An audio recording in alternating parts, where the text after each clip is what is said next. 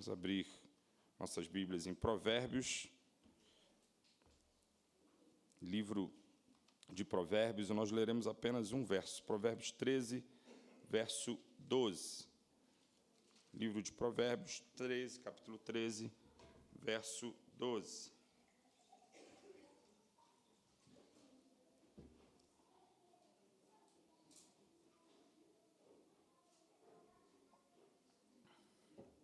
Provérbios 13, verso 12. O verso nos diz assim: esperança adiada faz adoecer o coração, mas o desejo cumprido é árvore de vida. A esperança adiada faz adoecer o coração, mas o desejo cumprido é árvore de vida. Vamos orar mais uma vez, clamando ao Santo Espírito que nos dê sabedoria para lidar com esse tema, né, que Ele nos conduza aqui para que possamos, de fato, ouvirmos Sua voz, né, e sermos edificados pela Sua palavra. Deus, nós te agradecemos porque aqui estamos e a Tua palavra ela é viva, ela é eficaz, ela é pertinente para todos os temas, ela nos dá luz, Pai. Como o salmista nos diz, ela é lâmpada para os pés, nos dando direção a cada passo, sendo nosso guia, Pai. E nesse momento nós clamamos para que a Sua palavra seja pregada com intrepidez, com ousadia, mas também com temor, com sabedoria. Senhor, que o Senhor me ajude a selecionar bem as palavras, que seja um momento em que, mais uma vez, sejamos guiados por Ti, mas de maneira especial que isso seja perceptível a todos nós, a começar por mim nessa manhã, Deus.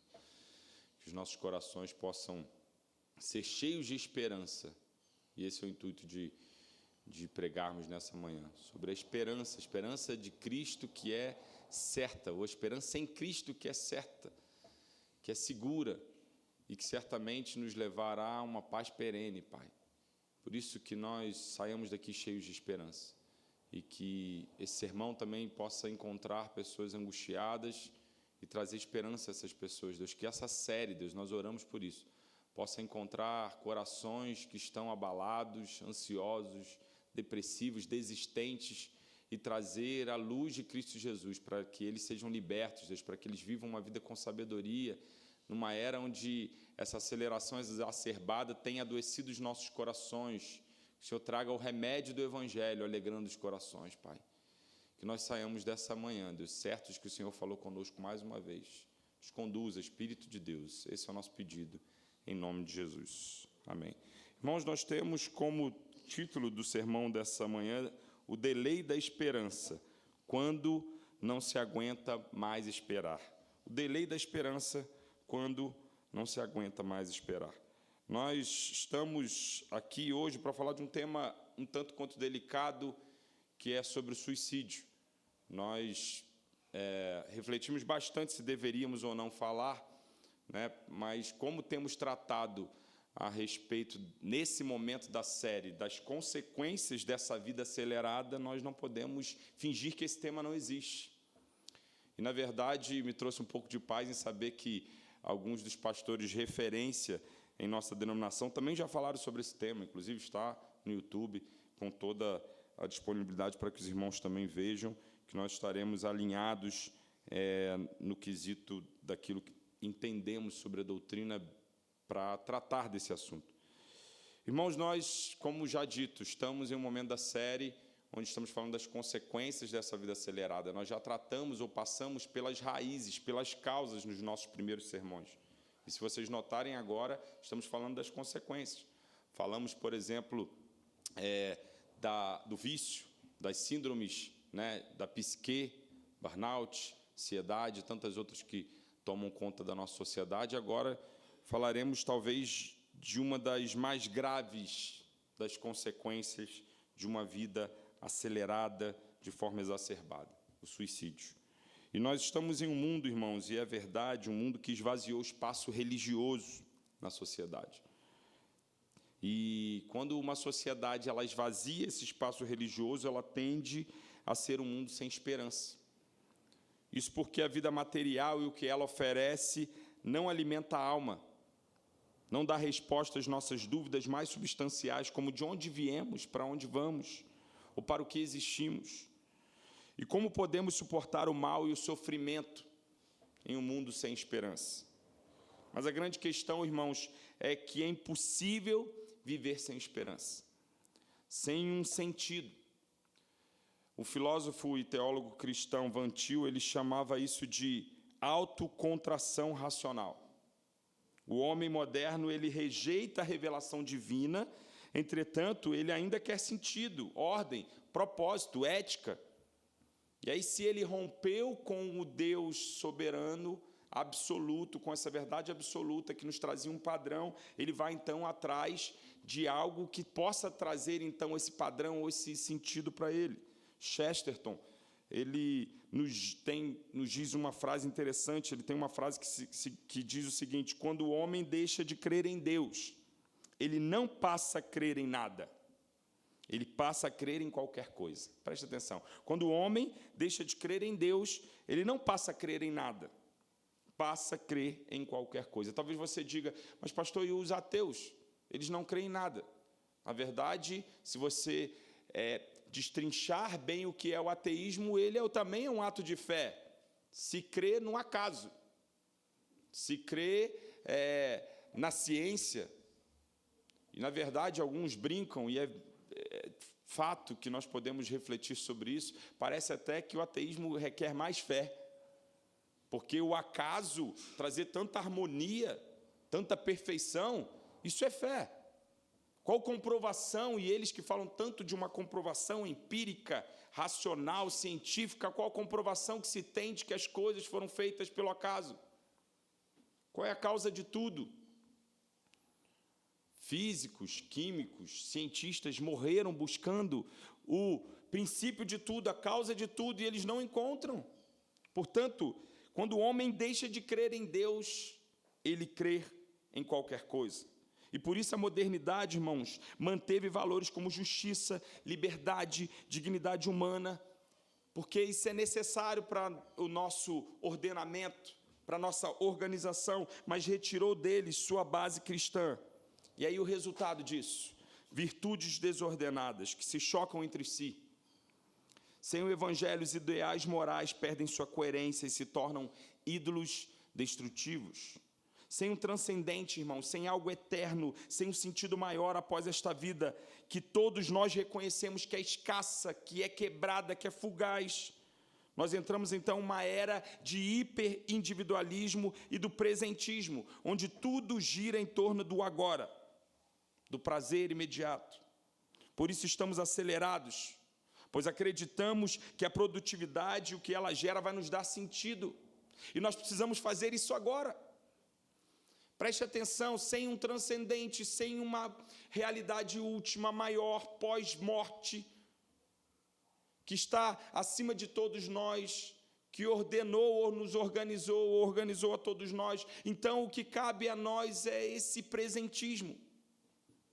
O homem que não sabe viver sem sentido, o homem que não sabe viver sem esperança, então ele começa a buscar nas coisas do aqui e agora algum nível de esperança ou algum nível de sentido. E aí, por isso, então, essa era de produtividade se encaixa exatamente como algo perfeito. Porque nós precisamos acelerar para que nós possamos, então, mediante as conquistas da nossa produção, encontrar esperança, sentido. A promessa ainda é a mesma, irmãos. Cresça, seja alguém na vida, e aí você vai encontrar, então, a alegria verdadeira.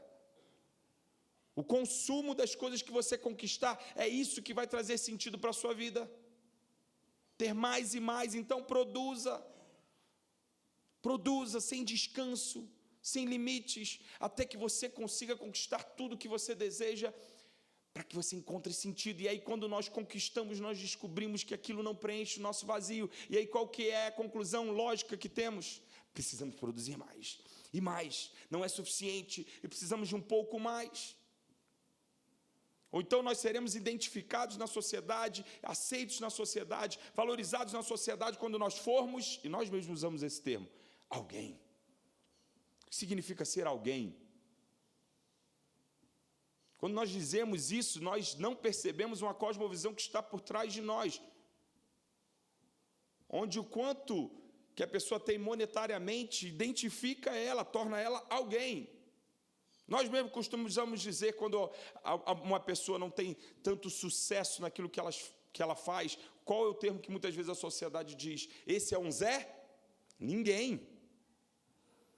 Perceba como a cosmovisão que está por trás é de que o que nos traz identidade, o que nos identifica, o que nos valoriza, o que nos dignifica é aquilo que temos, e não de fato quem somos. Por isso essa sociedade hiperindividualista, presentista, agora atrás de sentido e de esperança, se entrega à produtividade sem limites para que possa então preencher o vazio de seus corações. E o resultado disso, irmãos, nos tornamos então incapazes de lidar com a dor, com a espera e com a frustração. E a verdade é que estamos frustrados, pois toda a correria não tem trazido o sentido e a satisfação que nos prometeram. Se nós temos como sentido as coisas do aqui e agora, se a nossa esperança está ligada ao que nós conquistamos no aqui e agora, nós então somos pessoas que não sabem lidar com a espera. Cada vez mais não sabemos lidar com a espera, com a dor, com as tragédias, com a frustração. E a verdade é que todos nós estamos frustrados diante da conclusão de que a nossa produção e aquilo que nós alcançamos com ela não traz o sentido que esperávamos. E aí, irmãos, nós temos visto que, diante de tantas consequências, entre elas e talvez a mais dolorosa delas é o suicídio. Quando a pessoa chega à conclusão de que não há mais nenhuma esperança, não há mais por que viver. Frustração atrás de frustração, e não saber lidar com essa frustração, com essa dor, faz com que as pessoas desistam da vida. O psiquiatra e sobrevivente de Auschwitz, Viktor Frankl, ele escreveu que a grande crise do nosso tempo não é econômica, mas é existencial. A ausência de sentido leva o ser humano a um vazio interior, a uma sensação de vácuo existencial, que pode culminar em depressão profunda e, nos casos mais extremos, em suicídio. O existencialista Albert Camus disse que o suicídio é a grande questão filosófica do nosso tempo. Segundo ele, a vida se torna insuportável quando o absurdo da existência não encontra uma resposta. E essa, em sua perspectiva, a condição da modernidade humanista, irmãos, que tirou Deus e sua revelação do seu lugar e de explicação de nossa existência. E os números de suicídio são assustadores. A Organização Mundial de Saúde estima que cerca de 800 mil mortes acontecem por ano por suicídio. Quase uma a 40 segundos. De 40 em 40 segundos há uma pessoa se suicidando no mundo. O número de adolescentes que relatam sentimentos de desesperança subiu assustadoramente nos últimos anos, mais de 50% em uma década. No Brasil, o suicídio já é a terceira maior causa de mortes entre jovens de 15 a 29 anos. Perdendo, sabe para quê? Apenas para doenças e para acidentes. Nem mesmo assassinato. Só perde para doenças e acidentes. A terceira maior causa de morte entre os jovens do nosso país, de 15 a 29 anos. Cada caso que você fica sabendo de suicídio, tem 10 que não foram expostos. Porque há uma cultura de que nós não devemos falar sobre esse assunto, porque senão vai incentivar as pessoas a fazerem isso. Só que a grande verdade é que nós precisamos trabalhar com prevenção. Não falar não tem resolvido. Nós precisamos tocar na ferida e mostrar qual é o remédio. E se nós não trabalharmos com prevenção, isso aumentará cada vez mais em uma sociedade sem esperança. É uma sociedade que tirou o transcendente, que rompeu com o transcendente, que rompeu com a verdade absoluta de um Deus criador, para o qual existimos, para o qual estamos caminhando ao encontro. e tentando então colocar coisas no lugar, e agora frustrada porque nada disso satisfaz, encontra como solução prática ao suicídio. Nós precisamos falar sobre esse assunto e trazer o remédio que o Evangelho propõe. O suicídio, irmãos, é o cúmulo do sofrimento. Ninguém se suicida achando que ainda tem opções. Ainda que causas diversas possam ser dadas para o suicídio, como problemas financeiros, términos de relacionamento, desemprego, transtornos psíquicos, utilização de substâncias químicas, alcoolismo. A grande verdade é que há uma causa comum em todas essas outras aparentes causas. A grande verdade é que todos que se suicidam porque perderam a esperança. E esse texto, irmãos, de Provérbios, ele não nos dá somente o problema, mas também a solução. E por isso nós recorreremos à palavra do Senhor, a fim de encontrarmos resposta para esse problema, que não é só um problema de alguns, mas um problema já social. E saiba, um problema dentro das nossas igrejas. É crescente o número de pastores que se suicidam. Né, Tiago? Um amigo nosso, seminário, que fazia parte de um grupo de WhatsApp com a gente. Talvez a pessoa mais alegre que nós conhecemos no seminário. Era aquela pessoa que nos intervalos todos se juntavam e faziam uma roda em torno dele para que ele imitasse os professores. Imita o Gerson, tinha um professor lá chamado Gerson, que era professor de grego. Imita o Gerson aí, ele imitava igualzinho, todo mundo ria, gargalhava. Nós saíamos, às vezes, para lanchar após o seminário, e ele estava junto, ele era a alegria de todos. A última pessoa que nós esperávamos que pudesse fazer isso, se enforcou no sótão de sua casa. Uma depressão velada. Irmãos, tem muitos problemas no meio disso tudo, porque às vezes eu me pergunto como que a igreja não sabia. A grande verdade é que nós não podemos falar das nossas tristezas nas igrejas. Porque a cultura que existe é de que você tem que ser forte o tempo todo. As pessoas se cumprimentam e dizem assim: e aí, varão, como está? Na bênção. E se você disser assim, destruído, depressivo, eles vão dizer que é falta de fé, falta de maturidade, que é blá, blá, blá. Irmãos, nós não temos um espaço onde nós podemos tratar das nossas vulnerabilidades. Isso é uma incoerência, porque o nosso Cristo chorou na frente dos seus discípulos. O nosso Cristo, que é o próprio Deus, suou sangue diante daqueles mais íntimos e disse aos mais íntimos: minha alma está angustiada até a morte, permaneçam em oração comigo. Mas os pastores precisam ser super-heróis, eles não podem falar quando eles estão sofrendo, afinal, eles são os exemplos dos fiéis. E que exemplo que vocês querem maior do que o de Cristo? Mas eles não podem falar, eles precisam manter isso para si, porque senão as pessoas não vão acolher, não vão respeitar, e isso tudo são mentiras que são pregadas em nosso meio, no seio cristão. Por isso precisamos falar desse assunto, irmãos, porque o número é crescente no meio dos cristãos. Pastores, líderes, pessoas comuns, cristãos, que às vezes têm chegado a essa conclusão prática: não há mais esperança, e têm retirado suas vidas, mas o texto bíblico nos dá a solução.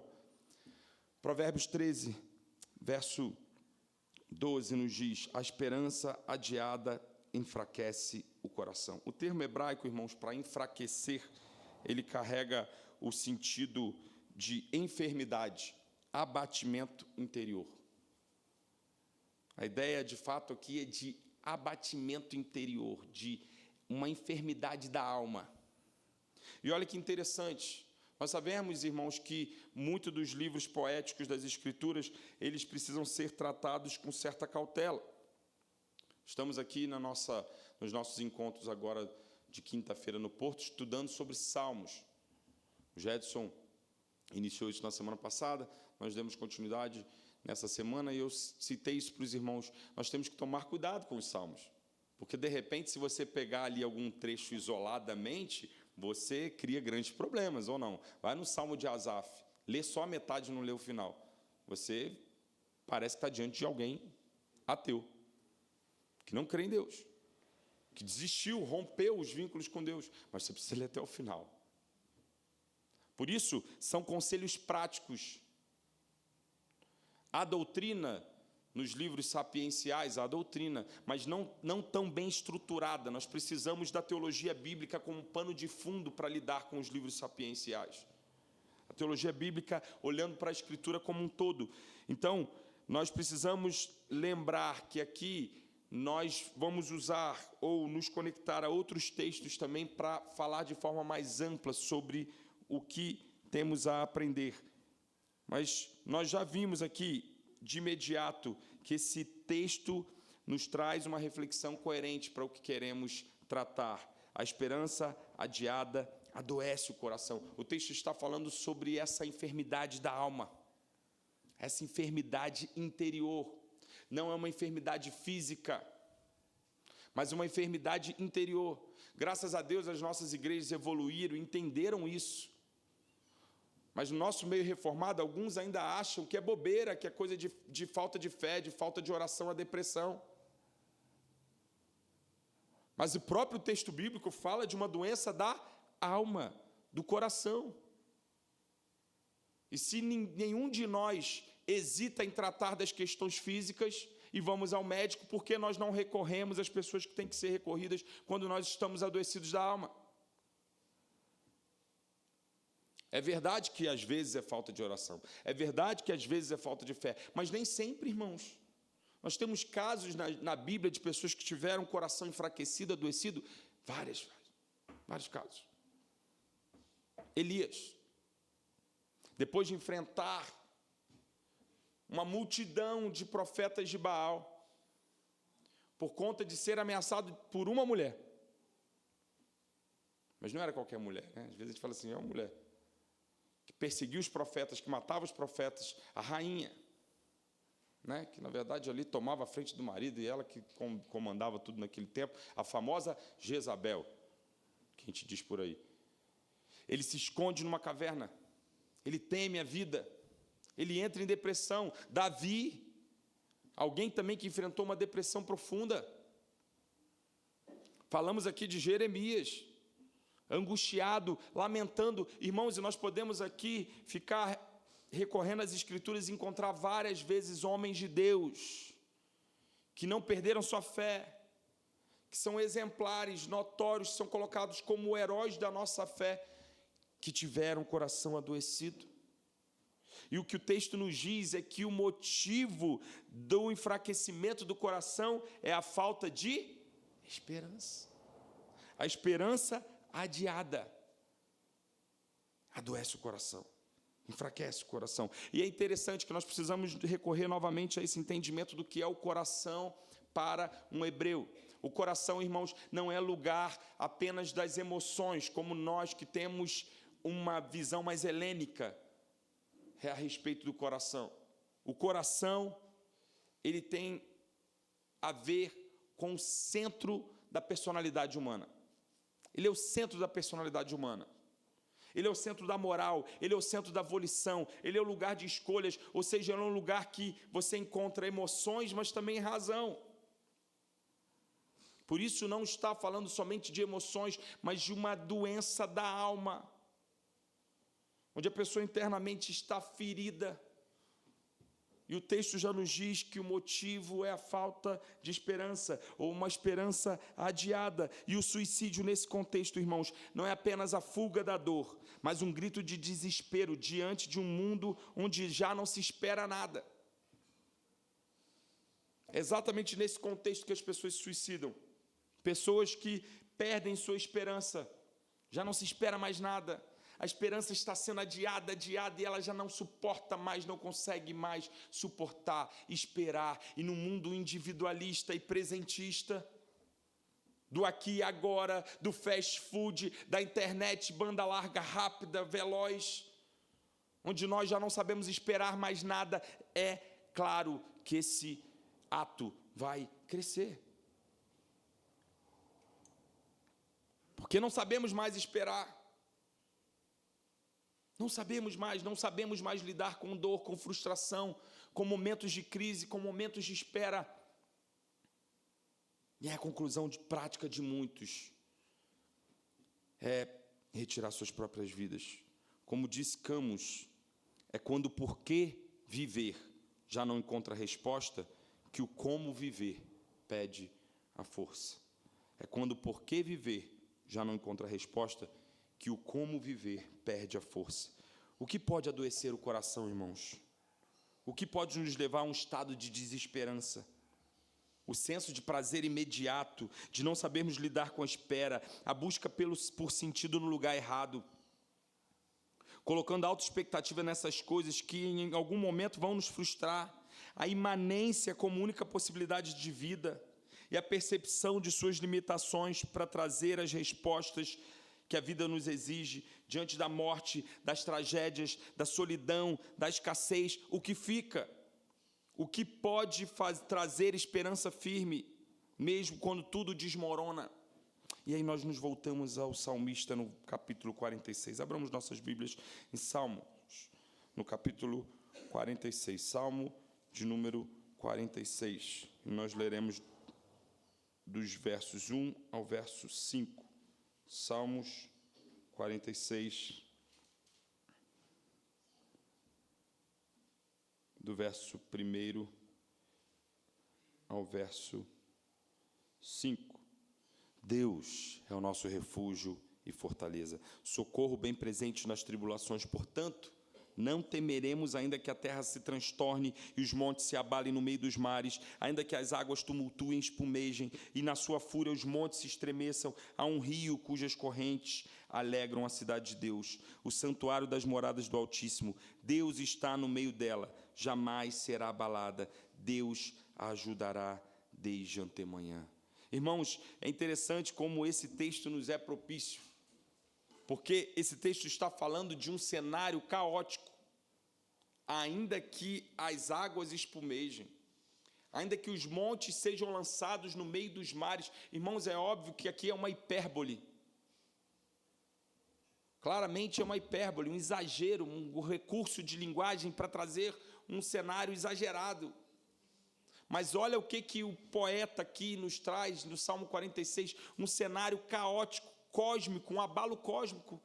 Você tem alguma coisa na natureza que é mais firme do que um monte, que é mais sólido e firme do que um monte. Ele está dizendo, se aquilo que parece que é o lugar de firmeza na sua vida, de estabilidade na sua vida, for lançado no meio dos mares, até aquilo que você diz, isso não pode ser abalado. Se isso for abalado, ainda assim é um lugar de refúgio, ainda assim é um lugar de descanso, ainda assim é uma cidade que não pode ser abalada. E essa cidade está apontando para Jerusalém, num contexto imediato. Mas se nós ampliarmos a teologia bíblica, com o entendimento agora da nova aliança, nós podemos dizer que essa cidade é a própria presença de Deus, é o lugar onde Deus está, é o lugar onde Deus habita. Ali, se nós estivermos, ainda que tudo em nosso entorno seja abalado, ainda que tudo seja desmoronado, há paz para nós, alívio para as nossas almas, há um lugar de refúgio, há um lugar de segurança.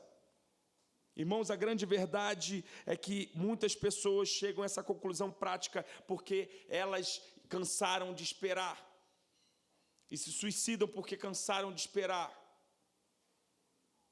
Entretanto, nós também ainda temos uma espera, ou não? Nós temos uma espera, nós aguardamos a esperança bendita, o dia do Senhor, o dia em que Jesus voltará. Então o plano de Deus será consumado. Mas é interessante como o nosso Deus, conhecendo as nossas estruturas, conhecendo os nossos corações, Ele não nos faz esperar sem provas concretas.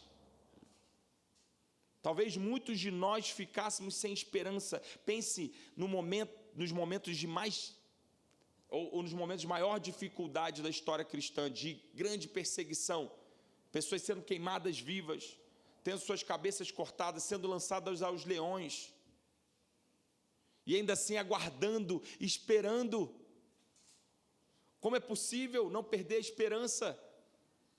Estamos há 2000 anos aguardando a volta de Cristo, mas a grande verdade, irmãos, é que aqueles que servem ao Senhor já têm vislumbres da promessa que foi dada. Já tem lampejos da eternidade. O Senhor conhece os nossos corações, Ele sabe da nossa necessidade de esperança. Por isso, nós não somos aqueles que esperam sem nenhuma prova no dia a dia de que aquilo que esperamos é verdade.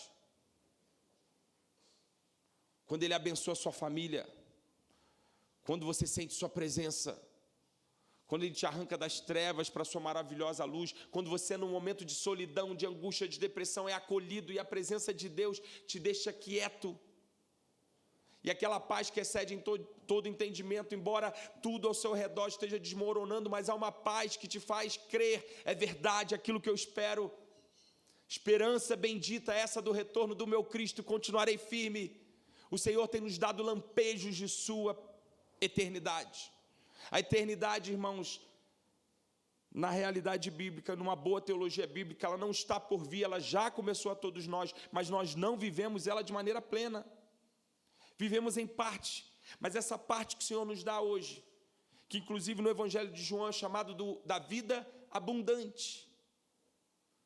Uma vida como essa do salmista no capítulo 46, que embora com tudo às vezes desmoronando ao redor, está firme. Tem uma alegria interna que é indizível, tem uma paz perene que não está atrelada às coisas e situações. Tem o coração aquietado, tem a presença de Deus que é manifesta, que satisfaz. Isso são lampejos que o Senhor nos dá para que nós possamos aguardar. Talvez muitos perdem a esperança porque não experimentam esses lampejos de eternidade que nós experimentamos. Mas nós cristãos, lembremos, irmãos, a nossa esperança é certa. Paulo diz na primeira carta de Timóteo, no capítulo 1, que Cristo no verso 1, Cristo é a nossa esperança. O apóstolo Pedro vai dizer que é uma viva esperança, porque está atrelando essa esperança à pessoa de Cristo, que vivo está, que ressurreto instaurou uma nova era. E que por mais que nós não vivamos nessa nova era, nós já experimentamos efeitos dessa nova era, que enchem o nosso coração de esperança, que nos fazem ter a capacidade de esperar 2000 anos alegres e certos. Esse tempo acontecerá, esse dia chegará. Para nós a esperança é viva, é renovada dia a dia. Por isso, não enfraquece o nosso coração. Mas para quem não vive essa realidade do Evangelho, de se deparar com a verdade de Deus, às vezes a espera se torna insuportável. Mas, irmãos, vivamos e preguemos isso a todos. Há um lugar, uma cidade de Deus, onde mesmo que tudo desmorone ao redor, tem paz, tem uma alegria indizível, tem uma presença manifesta que extasia, que alimenta a alma a ponto de nós nem compreendermos. E o texto continua, o verso continua e nos diz: mas o desejo atendido é a árvore da vida. Aqui o provérbio não apenas diagnostica, ele oferece caminho, uma solução. O desejo atendido, quando profundamente alicerçado em Deus, irmãos, nos torna fonte de vida. Isso aqui não dá margem para nós entendermos, então, de uma gratificação instantânea, ou que esperar não faça parte da nossa vida, como já dissemos. Mas, irmãos, aqui nós podemos entender que, embora nós ainda esperemos essa realidade da caminhada com o Santo Espírito, e que é a maior prova de tudo aquilo que esperamos e que é percebido por todos nós dia a dia, Ele já nos dá esse desejo atendido. Ele já nos dá essa alegria que nós buscamos. Ele já nos dá essa satisfação que nós precisamos. Ele já preenche o vazio dos nossos corações.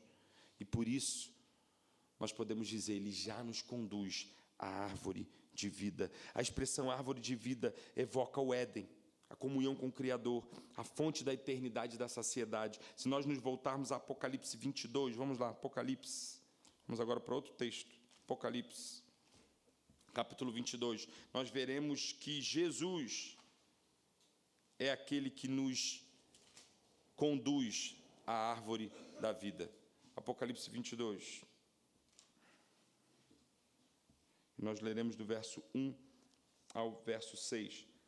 Esse que é o epílogo do livro de Apocalipse. No seu último capítulo, Apocalipse, capítulo 22, o último texto das Escrituras, nos diz o seguinte: então me mostrou o rio da água da vida, brilhante como cristal, que sai do trono de Deus e do Cordeiro. No meio da sua praça, de uma e outra margem do rio, está a árvore da vida, que produz 12 frutos, dando seu fruto de mês em mês, e as folhas da árvore são para a cura dos povos. Nunca mais haverá qualquer maldição nela. Estará o trono de Deus e o Cordeiro, os seus servos o servirão, contemplarão a sua face, e a sua fonte está o nome dela. Então já não haverá noite, nem precisam eles de luz de candeia, nem da luz do sol, porque o Senhor Deus brilhará sobre eles e reinarão pelos séculos dos séculos. Olha isso, a árvore da vida, no verso 2, produz 12 frutos, dando seu fruto de mês em mês, e as folhas da árvore são para a cura dos povos. Nós precisamos lembrar que Apocalipse, como nenhum outro livro da Bíblia, é o que mais tem recursos de linguagem. Porque talvez você que raciocine rápido vai dizer assim, mas 12 meses? Mas lá na eternidade a gente está preso à cronologia, ao tempo cronos? Não. Aqui não é literal. Mas o que nos traz aqui de aprendizado quando nós nos encontrarmos com a árvore da vida? Os frutos da árvore da vida são suficientes para alimentar sempre. A ideia de 12 meses é a ideia de perenidade, é uma ideia de um fruto que alimenta sempre, que você não precisa ter preocupação. Ele vai continuar te alimentando, e não entenda esse alimento como um alimento meramente físico, mas o alimento espiritual da alma. Quando nós nos encontrarmos com a árvore da vida, saiba, toda a plenitude de alegria nos será dada, será tão saciador isso, tão suficiente, que será eterno, pleno, não terá nenhuma falta, nenhuma parte, nenhum pedacinho do quebra-cabeça sem estar encaixado. Olha a realidade que nós estamos sendo conduzidos pelo Evangelho, um lugar onde não precisa mais de luz, de iluminação, nem mesmo do sol, porque Cristo é a nossa luz. Uma árvore que nos sacia de uma vez por todas e plenamente. E o que há de mais belo nesse lugar? O Cordeiro, sentado no trono de Deus. Ele, aquele que vai extasiar as nossas almas, aquele para o qual fomos criados, e quando não o temos, não nos aquietamos em lugar nenhum. Nossas almas aquietadas de uma vez por todas pelo encontro extasiante, pleno, maravilhoso com o Cordeiro de Deus. Irmãos, a grande verdade é que o coração adoecido, a alma adoecida, que muitas vezes chega ao cúmulo de sofrimento e se auto-sabota, pessoas retirando suas vidas porque não conseguem mais esperar, porque a esperança ruiu, não há mais esperança, não há mais sentido. Entretanto, nós, irmãos, somos aqueles que já têm o desejo atendido. E qual o desejo que todo ser humano tem? Todo ser humano quer esse sentido de vida. Todo ser humano está procurando a satisfação existencial. Todo ser humano está procurando para o que existe. Todo ser humano está tentando resolver esse vazio da alma. No Evangelho, nós temos o desejo atendido, que é como uma árvore de vida. Cristo Jesus tem nos conduzido a essa árvore da vida. Se hoje não é pleno, é suficiente para aguentarmos as angústias do dia a dia, até que naquele dia será pleno, quando o Cordeiro sentado no trono de Deus nos mostrará a árvore da vida, onde nós teremos saciedade plena. O resultado, ou melhor, a solução para o suicídio, irmãos, é pregarmos a verdadeira esperança, é apresentarmos a verdadeira esperança. E para os cristãos que conhecem, se exporem a essa verdadeira esperança. Aqueles que chegam nesse lugar é porque em algum momento deixaram de se expor ao lugar que enche os nossos corações de esperança. E sem nenhuma crítica a eles, e conscientes de que todos nós podemos chegar a níveis de sofrimento tamanho que possa passar isso pelas nossas cabeças, sim. Portanto, sem nenhuma crítica aos que assim cometeram ou fizeram, mas como uma resposta para que nós também não cheguemos nesse lugar, nesse estágio, no momento que faltar esperança, no momento que você não suporta mais esperar, no momento que parece que não tem mais solução para nada, no momento que seu coração está adoecido, sua alma está adoecida, porque parece que nada mais faz sentido, lembre-se do lugar que você vai encontrar uma cidade fortalecida, que nada nem ninguém pode abalar, um lugar que você vai encontrar a paz perene, um lugar onde você vai encontrar satisfação, um lugar onde você vai encontrar vida e vida em abundância. Corra para os pés de Jesus. Pode parecer simplista essa solução, mas nós deixamos de recorrer à presença de Deus. No momento da tristeza, muitas vezes nós nos escondemos, nos colocamos no buraco, quando nós deveríamos estar nos expondo diante de Deus. O Jedson falou algo aqui na quinta-feira que ele conduziu o Porto, interessante. Por que muitas vezes nós vamos orar ao Senhor e nós oramos cheio de cautela? Nós vamos orar ao Senhor, nosso coração está destruído, e a gente entra diante de Deus, e não só na igreja, porque até é compreensível isso na igreja, mas nos nossos momentos a sós com Deus, Senhor soberano, altíssimo, eterno. E o que você quer falar para Deus é: Deus, eu não estou nem crendo que o Senhor existe nesse momento. Fale.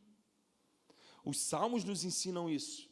Momentos de angústia, momentos de lamento, momentos de dor, momentos de crise, os salmistas levavam isso para Deus. E não é à toa que Davi é chamado de o homem segundo o coração de Deus, porque era sincero diante do Senhor. Você acha que você consegue esconder alguma coisa de Deus? Você acha que naquele momento, então, Ele não sabe que seu coração está ali receoso, que você, inclusive, nem quer estar ali? Então, vá e seja sincero, autêntico, transparente diante de Deus, certamente Ele te acolherá. Irmãos, antes de passarmos para a aplicação desse sermão, nós precisamos também fazer uma ponderação pastoral a respeito do suicídio. Quando nós tratamos desse assunto, muitos perguntam: e o suicídio traz perda de salvação?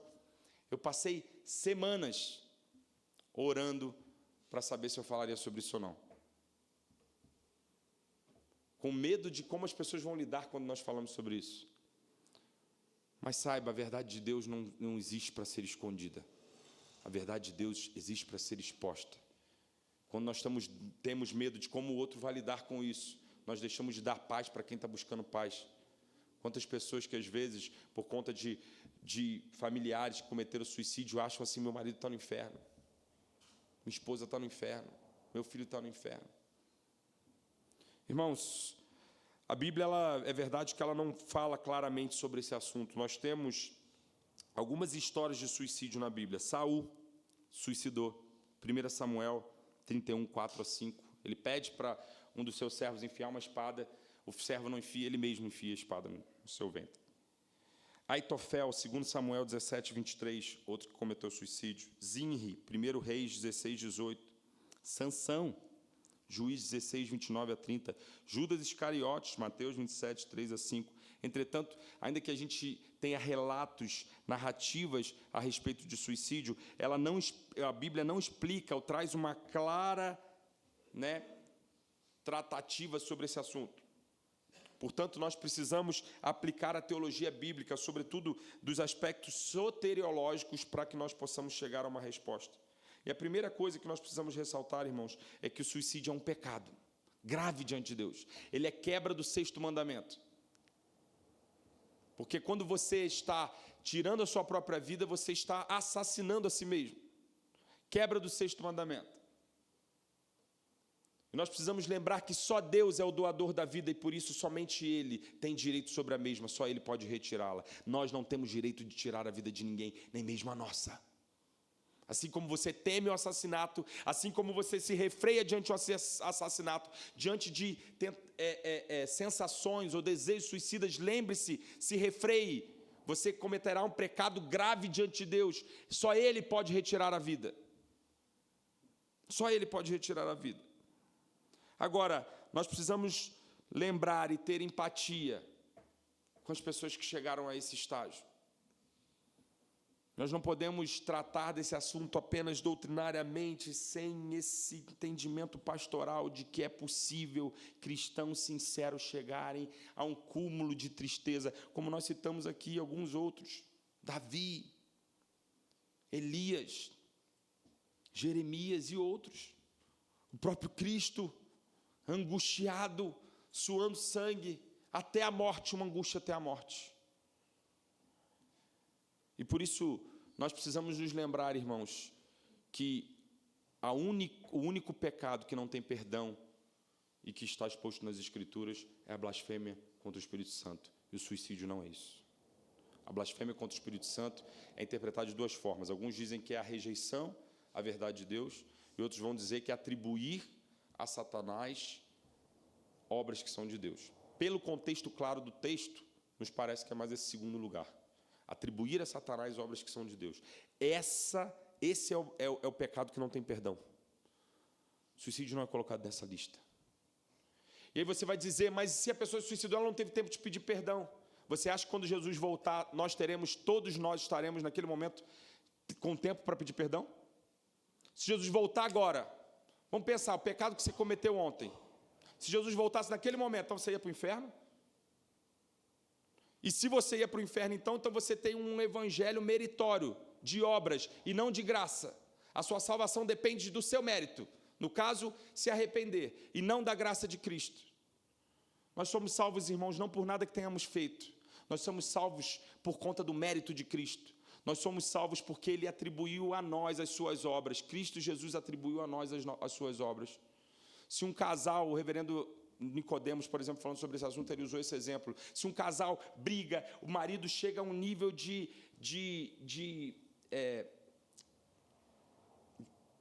esqueci o termo, de agredir a esposa. E ele é um crente piedoso, mas naquele momento, uma crise gigante, ele agrediu a esposa, ele sai com a cabeça quente, de repente ele sofre um acidente, não teve tempo de pedir perdão, ele vai para o inferno? Não na perspectiva reformada, irmãos. Não. Agora, pastor, não diga isso, porque há pessoas que só não cometem isso porque têm medo de ir para o inferno. Então, essas pessoas não entenderam o que é o céu, e elas não entenderam o que é o inferno. Elas não entenderam quem é Cristo Jesus. Se nós somos cristãos piedosos, nós teremos temor de fazer isso, porque é um pecado grave diante de Deus. Por fim, temos algum exemplo. Sansão é colocado na galeria da fé em Hebreus, mesmo tendo suicidado. E alguns vão dizer assim, não, mas isso foi num contexto de guerra, que seja. Por isso, nós precisamos tratar sobre esse tema. Mas, irmãos, se você acha que, então por que eu não perco a salvação, então eu vou fazer isso, então você não entendeu nada da fé. Então você não entendeu nada quem é Jesus. Então você não entendeu nada.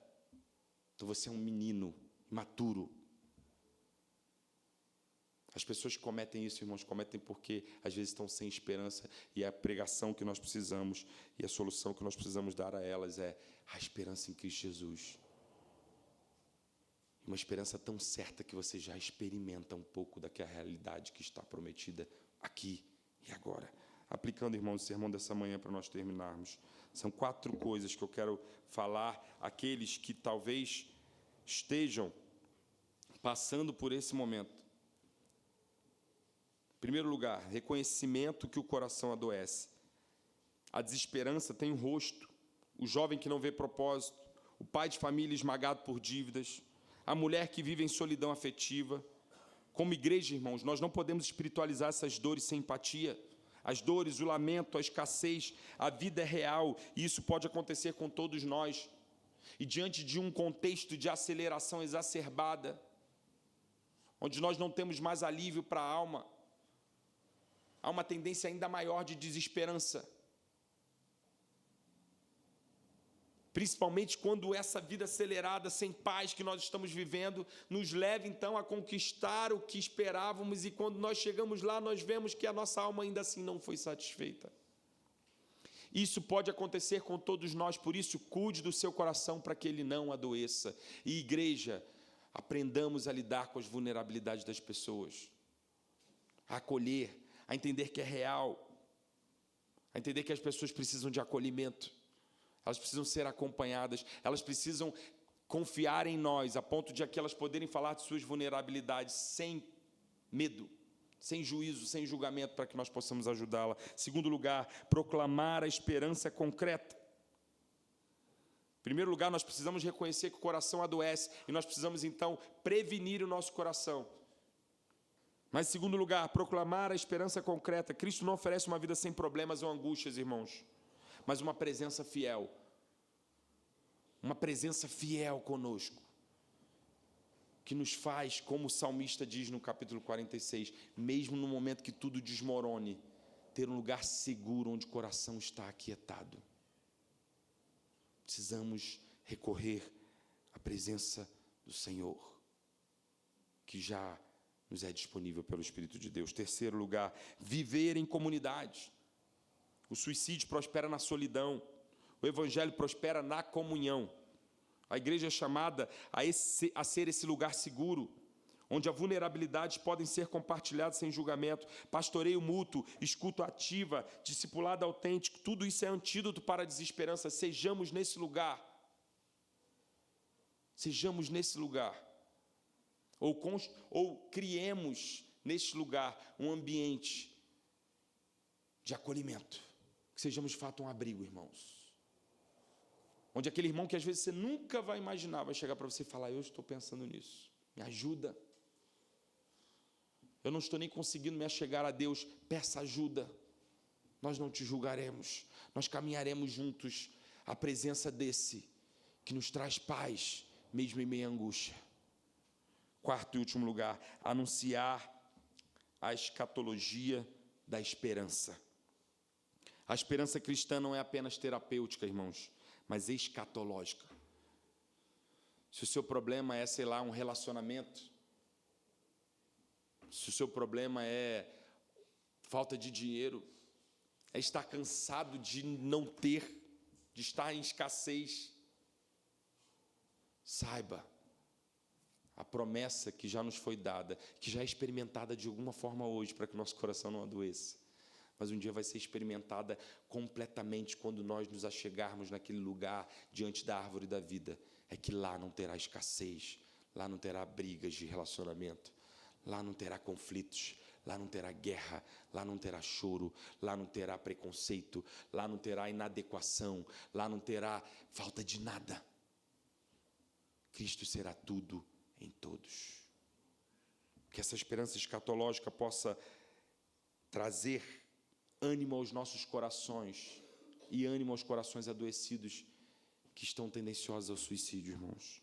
Concluindo, Provérbios 13:12 é mais que um provérbio, é um diagnóstico espiritual de nosso tempo, mas também um convite à esperança que não desfalece, a uma esperança que não depende das circunstâncias, a uma esperança que não engana. E quem é a nossa esperança?